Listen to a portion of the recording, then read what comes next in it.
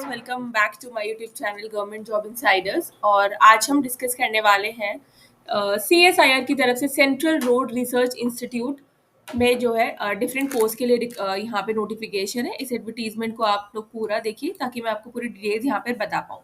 CSIR central road research institute Delhi Mathura road जो है वहाँ पर वैकेंसी है। और ये वैकेंसी है आपको मैं शो करती हूँ यहाँ पे for recruitment of junior secretariat assistant and junior stenographer. Fine. बहुत कम कैंडिडेट्स को ऐसी वैकेंसीज के बारे में पता चलता है, तो उसके लिए चैनल को एक बार like share subscribe and bell icon button को प्रेस करना नहीं भूलिएगा। ठीक है, तो स्टार्टिंग डेट के बारे में बात करते हैं। 22 मार्च से एप्लीकेशन बिगिन हो चुकी है, होगी। ठीक है, and the last date will be 21 अप्रैल।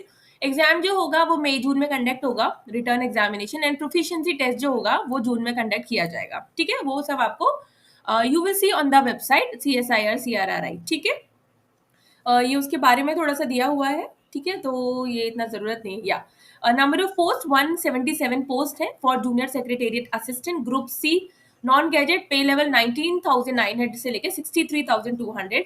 इसमें 10+2 और its equivalent and proficiency in computer type speed and in using computer as per the prescribed non fix by the department of proficiency from time to time not exceeding 28 years. यानी कि 10+2 होना चाहिए और computer आपको आना चाहिए, computers की typing आपको आनी चाहिए और जो आपकी एज है वो 28 साल से कम होनी चाहिए। ठीक है, उसके बाद बात करते हैं नंबर ऑफ जूनियर स्टेनोग्राफर की बात करें तो 32 पोस्ट है इसमें। 25,500 से लेके 81,100। इसमें 10+2 चाहिए और its equivalent and proficiency in stenography होना चाहिए as per the prescribed norms. 27 साल से ज्यादा एज इसमें नहीं होनी चाहिए।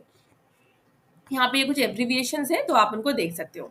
Candidates who have exercised the option both for cadre and laboratory institute headquarter, which will be one-time options in the online application and will be irrevocable throughout the process of selection. When the candidate is allocated the cadre and the laboratory, he or she will have to abide the allocations made। यानी कि ये बोला है आपको एक बार chance मिलेगा सब कुछ चूज करने का, उसके बाद अगर आप चूज करोगे लेबोरेटरी या फिर जो केडर है वो बाद में आप नहीं कर पाओगे। यहाँ पर आप रिजर्वेशन कैटेगरी वाइज जो है रिक्रूटमेंट यहाँ पर देख सकते हो। वैकेंसी जो है कैटेगरी वाइज ब्रेकअप है। CSIR CRRI, CSIR headquarter, CSIR IGIB। ठीक है, ये सारी वैकेंसीज हैं, तो आप कैटेगरी वाइज और आप जिस पोस्ट के लिए अप्लाई करना चाहते हो उसके अकॉर्डिंग आप देख सकते हो। Out of 209 vacancies 10 post reserve for person with benchmark disability suffering from not less than 40%। ठीक है, and 15 posts for ex-servicemen on the production of required documents from contempt authority। ये सुटेबल कैटेगरी है benchmark junior stenographer and junior secretariat assistant. Application fees 500 है for general OBC EWS। Women SC ST और PWD ex serviceman को कोई भी fees payment यहाँ पे नहीं करनी है। ऑनलाइन फॉर्म आपको यहाँ पे फिल करना है। Age limit and relaxation in the upper age limit जो आप कैलकुलेट करोगे 21 अप्रैल 2025 तक कैलकुलेट करना है।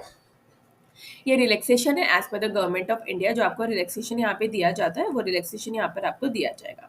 अब बात करते हैं scheme of examination, syllabus and breakup of marks. ठीक है, क्योंकि यहाँ पे सिलेक्शन जो होगा वो on the basis of written exam and then आपका जो स्टेनोग्राफर का एग्जाम है वो होगा। तो यहाँ पे सबसे पहले है scheme of competitive exam for junior stenographer. वो MR बेस्ड एग्जाम होगा। इंग्लिश मीडियम और हिंदी मीडियम दोनों में होगा। Standard 10+2, number of questions 200, time 2 घंटे आपको दिए जाएंगे। ठीक है, स्क्राइब वाले कैंडिडेट को 2 hours 40 minutes। जो एग्जाम है जिसमें 200 मार्क्स है उसमें जनरल इंटेलिजेंस रीजनिंग है, जनरल अवेयरनेस है and English language and comprehension है। 0.25 की नेगेटिव मार्किंग है deducted for every wrong answer. ठीक है, तो ये आपको पता होना चाहिए। It is already mention. 50 number of question 50 marks है, तो टोटल यहाँ पे 200 मार्क्स का ये पेपर है जिसमें 0.25 की नेगेटिव मार्किंग है। Candidate will be given one dictation for 10 minutes in English or Hindi as opted by the candidate at a speed of 80 words per minute. The transcription time is as follows। ठीक है, आपकी dictation होगी या तो हिंदी में या English में। ठीक है, इंग्लिश 50 मिनट्स आपको दी, 15 मिनट्स एंड 70 यहाँ पे time duration in minutes for candidate scribe के लिए एंड हिंदी में 65। ठीक है, preparation of merit list, proficiency test जो क्वालिफाइंग है तो मेरिट लिस्ट जो बनेगी वो आपके on the basis of competitive written exam के अकॉर्डिंग ही बनेगी। उसमें आपको सिर्फ ये क्वालिफाई करना है, ये जो है स्टेनोग्राफर का टेस्ट। फिर ये मेथोडोलॉजी है जो रिजोल्यूशन ऑफ टाइज वगैरह के बारे में। बात करते हैं जूनियर सेक्रेटेरिएट असिस्टेंट के बारे में। तो जूनियर सेक्रेटेरिएट असिस्टेंट यहाँ पर दोज कैंडिडेट हु सिक्योर यहाँ पे for those candidate there will be 2 papers, junior secretariat paper 2 will be evaluated for only those candidate who secure minimum threshold in paper 1। तो यहाँ पे आपको पेपर 2 में जाने के लिए पेपर 1 क्वालिफाई करना पड़ेगा। Merit list will be prepared on the marks obtained in paper 2। Paper 1 qualify है, पेपर 2 से आपकी मेरिट बनेगी। इसमें भी सेम है, 12th लेवल का है, बाइलिंगुअल है, 200 मार्क्स हैं, 2 घंटे 30 मिनट आपको मिलेंगे।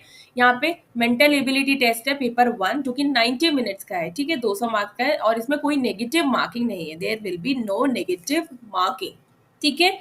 जो क्लियर करेंगे, जो क्वालिफाई करेंगे वो जाएंगे आपके पेपर 2 में, जिसमें general awareness and English language है, जो 50-50 क्वेश्चंस है और मैक्सिमम मार्क्स यहाँ पे 150 यानी 3 marks for every correct answer और 3 marks for every correct answer, ठीक है।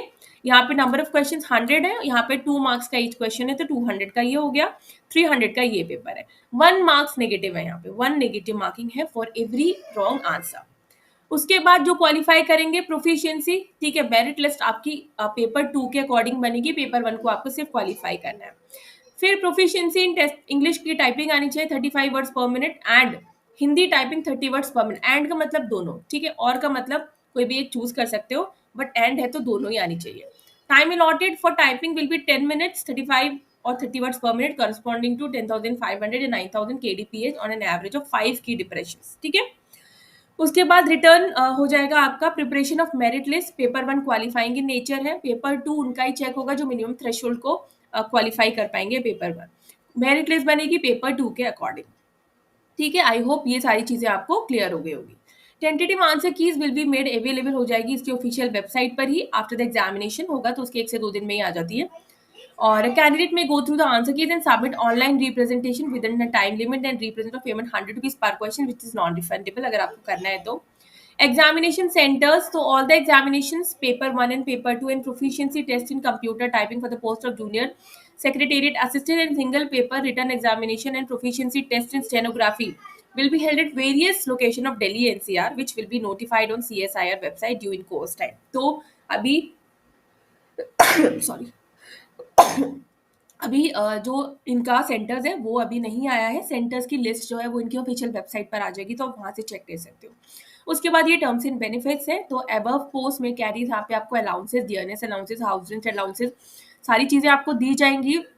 और काउंसिल एम्प्लॉयज ऑल्सो एलिजिबल होंगे accommodation of their entitle type of CSIR residence allotment during depending on availability.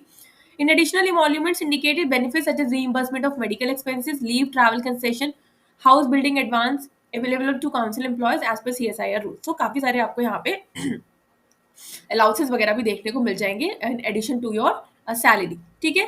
ये जनरल इन कंडीशंस इंफॉर्मेशन है। 21 अप्रैल last date है यहाँ पे फॉर्म फिल करने की, CBT एग्जाम कंडक्ट किया जाएगा। उसके बाद यहाँ पर ये कुछ जनरल इंस्ट्रक्शंस है। The medium of proficiency test of typing test और stenography test will be the same, Hindi और हिंदी या फिर English as opted by the online.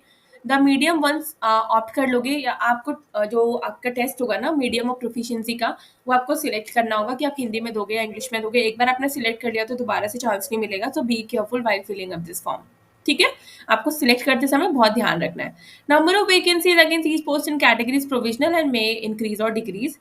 Candidate have to exercise the option for both for cadre and laboratory institute। ये मैंने आपको बता दिया है। once the candidate is allocated the cadre and the laboratory, आप उसे बाद में अबाइड नहीं कर सकते, ठीक है।